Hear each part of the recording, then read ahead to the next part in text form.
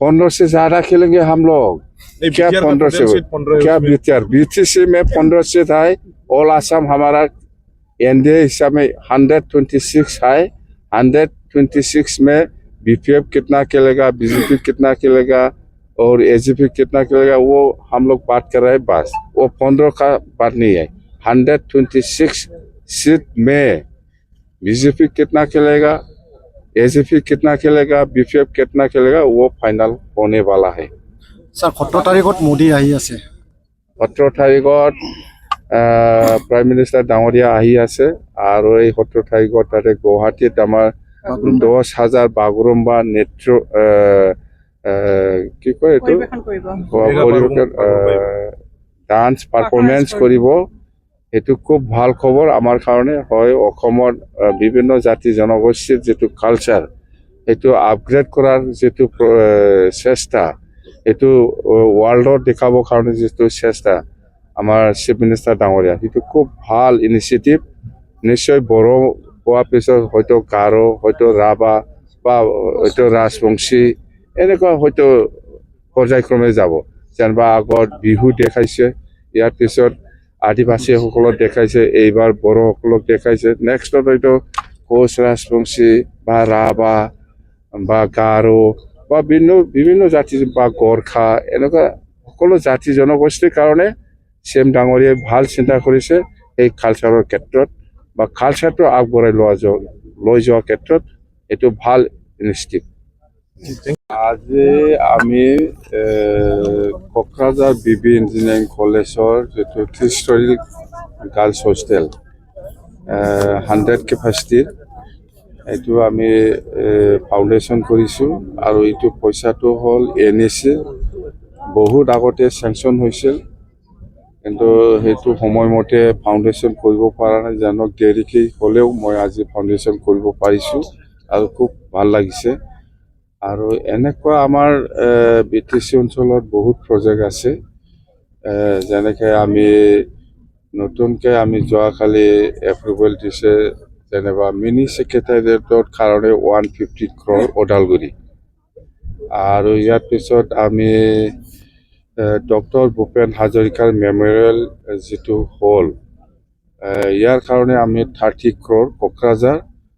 আৰু এই চিৰাঙত আমি জহলাও প্ৰেম সিং ব্ৰহ্মৰ নামত 30 crore মেমৰিয়েল হ'ল। আৰু ইয়াৰ পিছত আমাৰ আছে এনেকুৱা সেই যে চিলাৰাই দিৱসৰ আমি সেইটো ফাউণ্ডেশ্যন দিম 14 কোটি কোকৰাঝাৰ। এইটো চিলাৰাই মেমৰিয়েল পাৰ্ক হ'ব বা অডিটৰিয়াম যিকোনো হওক, মুঠতে 14 কোটি ধৰিম মানে ধৰিছে। আৰু এনেকুৱা আমাৰ বহুত প্ৰজেক্ট আছে নতুন নতুন।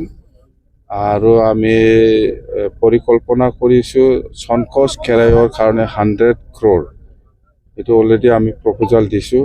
আৰু সেই পৰ্বতজোৰা ঠিপকায়ত 30 কোটি গুৰুদেৱ কালীচৰণ ব্ৰহ্মৰ নামত এটা ভাল অডিটৰিয়াম হ'ল, সেইটো ধৰা হৈছে।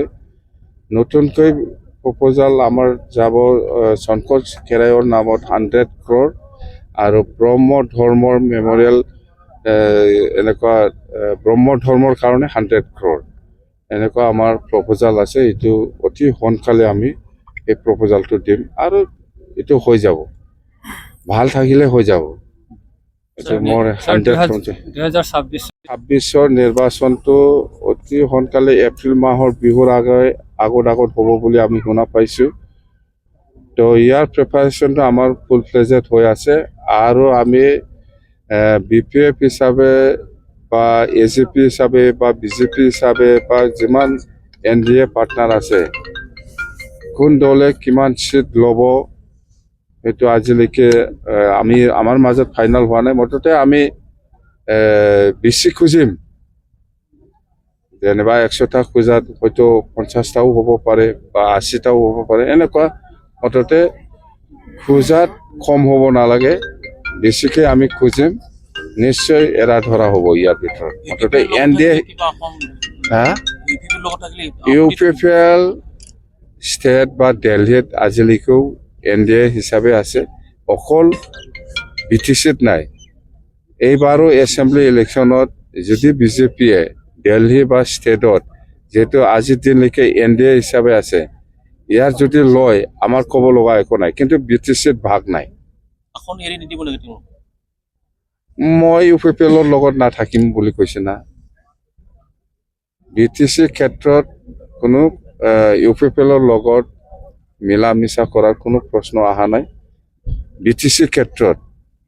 কিন্তু সেইফালে এছেম্বলিত বা MPত যদি বিজেপিয়ে, যেহেতু বিজেপিয়ে লিডিং লয় NDA হিচাপে, ইহঁতে যদি কিবা কিবি বুজাবুজি কৰে সেইটো আমাৰ ক'ব লগা একো নাই, কিন্তু আমাৰ লগত বুজাবুজি নহ'ব UPPL।